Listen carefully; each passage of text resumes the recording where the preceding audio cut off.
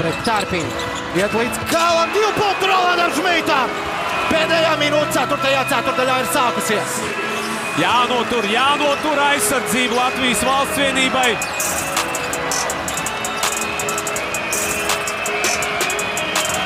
Mainās pie bloka. Atpakaļ jau pie saviem sadzamajiem.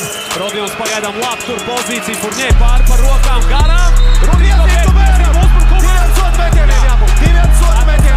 Ceturtā piezīme Rodijam Gobēram. Gobērs vēl lamā tiesnes.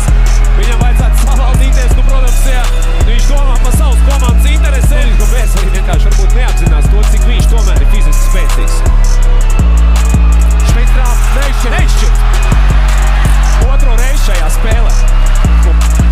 Pirmo reizi kaut kāda komanda rietus un neizšķirt tikai 0-0, man liekas. Jāpaskatās varbūt būs vēl beid. Latvijas!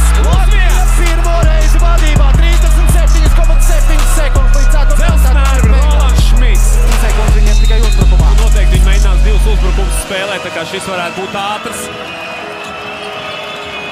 Arturs Žagars neļauj Francisko saņem bumbu, labi atspiež viņu prom tālu pie centra, vēl 6 sekundes jānostrādā aizsardzībā. Forņē atbrīvosies, neļauj tagad Forņē iet cauri, izdara mēģiem, neļauj precīzi, Gobērs!